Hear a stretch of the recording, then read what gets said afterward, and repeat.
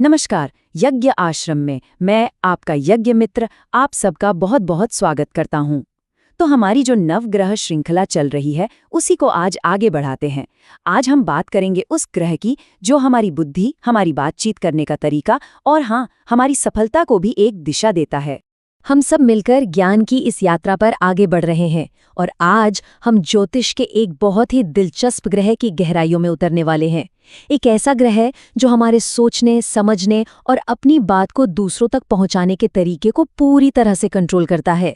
कभी सोचा है आपने कि कुछ लोग कितनी आसानी से, कितने लॉजिक के साथ अपनी बात रख देते हैं, या कुछ लोग बिजनेस में इतनी तेजी से आगे कैसे बढ़ जाते हैं? जानते हैं इसका जवाब कहाँ छिपा है? ज्योतिष में, एक छोटे से लेकिन सबसे तेज चलने वाले ग्रह में। तो चलिए सबसे पहले बुध ग्रह के स्वभाव को ही समझते हैं। ये असल में है क्या और ये हमारी जीवन की कहानी पर अपना असर कैसे डालता है, आइए पता करते हैं। बुध को ना ग्रहों का राजकुमार भी कहा जाता है। क्यों? क्योंकि ये हमेशा युवा, ऊर्जा से भरपूर और बहुत तेज हैं। ये हमारे इंटेलिजेंस, हमारे कम्युनिकेशन और हमारी सीखने की क्षमता, इन सबको चलाता है। इसकी जो रफ्तार है ना, वो असल में हमारे जीवन में होने वाली घटनाओं की रफ्तार को दिखाती है। मतलब ये एक बहुत ही डायनामिक पावर है। अच्छा, बुध के प्रभाव को समझना है तो उसके इन गुणों को जानना बहुत जरूरी है। देखिए, इसका तत्व है पृथ्वी, जो इसे प्रैक्टिकल बनाता है। इसका हरा रंग ग्रोथ और हरियाली का प्रतीक है। और इसका रजोगुणी स्वभाव, मतलब हमेशा एक्टिव और एक्शन में रहने वाला। यही वजह है कि ये हमारे कम्युनिकेशन, हमारे लॉजिक और यहाँ तक कि हमारी स्किन की सेहत पर भी सीधा असर डालता है। अब आते हैं सबसे दिलचस्प हिस्से पर कि आपकी जन्म कुंडली में बुध कैसे काम करता है। देखिए वो कहाँ बैठा है, किसके साथ बैठा है, ये हर एक चीज़ बहुत मायने रखती है। यही सब मिलकर आपके जीवन की कहानी लिखते हैं। ज्योतिष में ना ग्रहों की दोस्ती और दुश्मनी का कॉन्सेप्ट बहुत जरूरी है। बुध के दोस्त है सूर्य और शुक्र, जो इसकी एनर्जी को और बढ़ा देते हैं। लेकिन इसका सबसे बड़ा शत्रु है चंद्रमा। अब सोचिए, जब बुध, जो कि लॉजिक का ग्रह है, चंद्रमा यानी भावनाओं के घर कर्क राशि में चला जाए तो क्या होगा? तब भावनाएं तर्क पर हावी होने लगती हैं। एक अंदरूनी लड़ाई चलती है जिससे फैसले लेना मुश्किल हो जाता है और बातों में भी वो स्पष्टता नहीं रहती। आप जान के हैरान हो जाएंगे कि बुध की शक्ति में कितना बड़ा फर्क आ सकता है।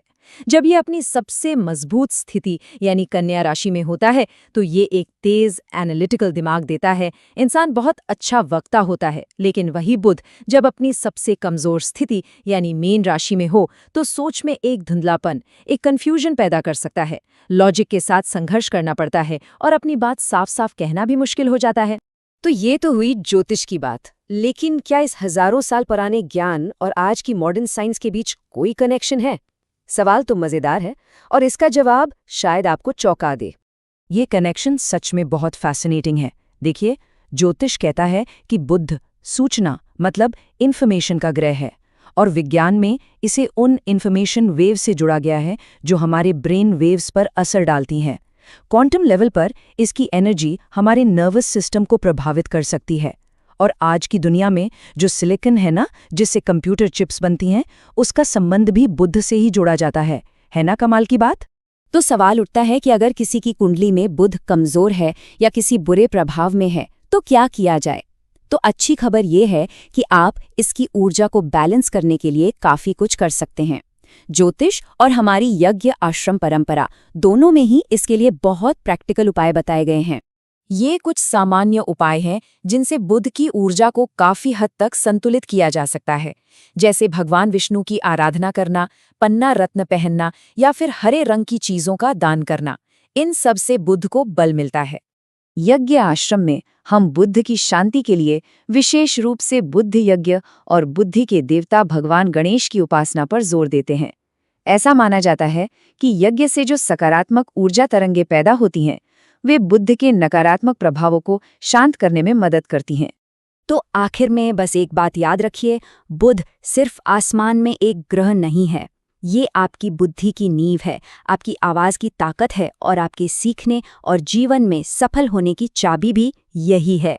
तो आज हमने बुध के रहस्यों को काफी करीब से समझा। हमारे नवग्रह श्रृंखला के अगले पड़ाव में हम ज्ञान, सौभाग्य और आध्यात्मता के ग्रह देव गुरु बृहस्पति के बारे में जानेंगे। हमारे साथ बने रहने के लिए आपका बहुत बहुत धन्यवाद।